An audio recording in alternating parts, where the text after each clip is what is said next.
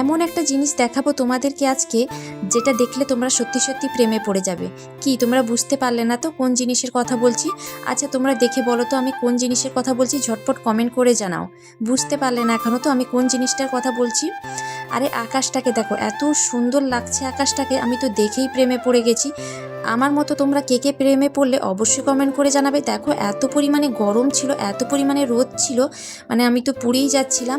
তারপরে মনে পড়লো যে আমার একটা মেয়ে আছে, পুড়ে গেলে যদি আমার মেয়েকে কে দেখবে। তো সেই ভেবে আমি কিন্তু গামছাটা পট করে মাথায় দিয়ে দিয়েছি, কারণ আমি ওড়না নিতে ভুলে গেছি। কারণ আমি এত কেচেছি, এত পরিমাণে কেচেছি, কয়েকদিন ধরে বৃষ্টি হয়েছিল তাই কাচতে পারিনি, তাই এত পরিমাণে কেচেছি। দু হাতে দুটা বালতি নিয়ে এসেছি, তাই ওড়না আনতে ভুলে গেছি। তাতে কি হয়েছে, গামছা তো অনেকগুলো ছিল, একটার পর একটা আমি গামছা কিন্তু মাথায় দিয়ে রেখেছিলাম। তো একটা গামছা মাথায় দিয়ে রাখার পর কিছুক্ষণ পরে দেখি শুকিয়ে গেছে ওই গামছাটা। তারপরে আবার একটা গামছা নিয়ে মাথায় দিয়ে দিয়েছিলাম। কি আর করবো বলো, বাঁচতে তো হবে। আর এখনও কিন্তু তোমরা কমেন্ট করে জানালে না যে আকাশটা তোমাদের কেমন লাগছে আজকে। সত্যি কথা বলতে এতদিন আমি ভিডিও করেছি ছাদে, তো এরকম আকাশ কিন্তু আমি কখনো দেখিনি। মানে আমি বলতে চাইছি আমার ভিডিওতে কখনোই এরকম আকাশ দেখা যায়নি। মানে এতটা সুন্দর লাগছিল আকাশ, আর কতটা পরিমাণে রোদ ছিল তোমরা আমাকে দেখেই বুঝতে পারছো নিশ্চয়ই। শুধু রোদ ছিল না, আর এতটা পরিমাণে বাতাস হচ্ছিল, মানে কি বলবো। আমি যদি একটু রোগা পাতলা হতাম তাহলে তো উড়ে পালিয়ে যেতাম। তাই ভাবলাম ঠিকই আছি, রোগা থাকলে তো উড়ে পালিয়ে যেতাম, আমার মেয়েকে কে দেখতো। তো আমি এমনিই ঠিক আছি।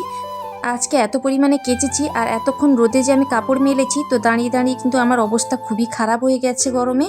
আর এত পরিমাণে বাতাস হচ্ছে যে মেয়ে কিন্তু কাপড় ধরে দাঁড়িয়ে আছে রোদের মধ্যে। ও বলছে কি যে রোদের মধ্যে হয়তো কাপড়গুলো উড়ে পালিয়ে যাবে, তাই সে রোদের মধ্যে কাপড় ধরে দাঁড়িয়ে আছে। তো যাই হোক, ওর তো রোদ নেই, ওর তো গায়ে রোদ লাগে না কিছুতেই। তারপরে এই যে দেখো কতগুলো কাপড় শুকনো হয়েছে, আগে আমি মেলে দিয়ে গেছিলাম কাপড়গুলো, তো সেগুলো শুকনো হয়ে গেছে, এখন নিয়ে পালিয়ে যাব। আর বাকিগুলো শুকিয়ে দিয়ে গেলাম। আর দেখো কত পরিমাণে বাতাস হচ্ছে, দেখেই নিশ্চয়ই বুঝতে পারছো।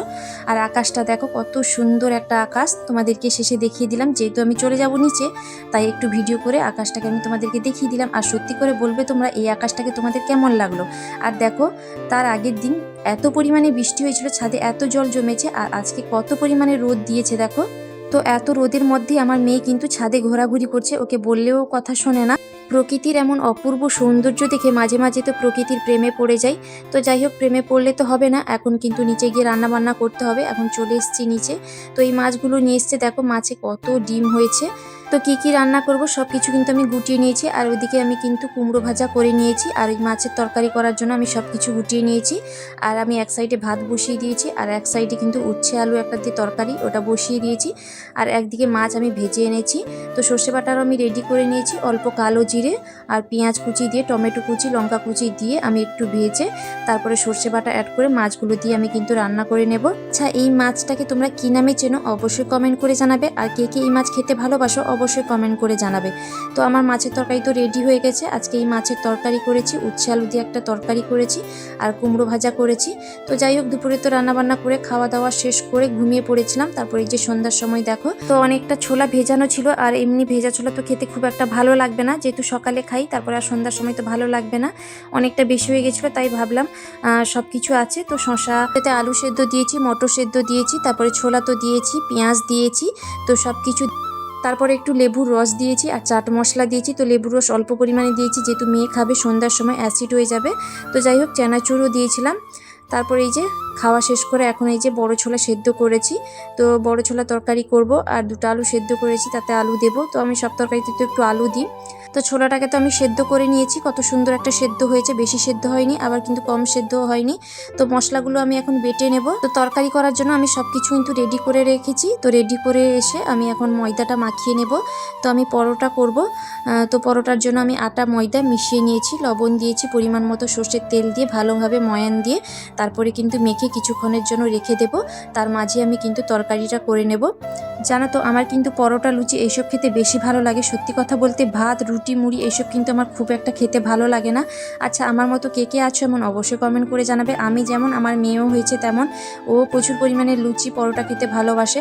তো যাই হোক, এখন এই যে মশলা কষিয়ে আমি রান্নাটা বসিয়ে দিয়েছি, আর মশলা কষানো হয়ে গেছে, এখন গরম জল অ্যাড করে দিলাম। তারপর দেখো রান্নাটা আমার কমপ্লিট হয়ে গেছে, আর কত সুন্দর একটা কালার এসছে দেখো। আমি কিন্তু এখানে লাল লঙ্কার গুঁড়ো অ্যাড করি না, যেহেতু আমি টমেটো পেস্ট করে দিই আর একটা পাকা লঙ্কা দিয়ে দিই। তো পেস্ট করে তরকারিতে দিলে কিন্তু তরকারির রঙটা কিন্তু খুব সুন্দর হয়। তো তরকারিটা করে আমি কিন্তু পরোটাগুলো ভেজে নেব। কিছুটা পরোটা আমার ভাজা হয়ে গেছে, আর তরকারি তো এখানে রেডি হয়ে আছে।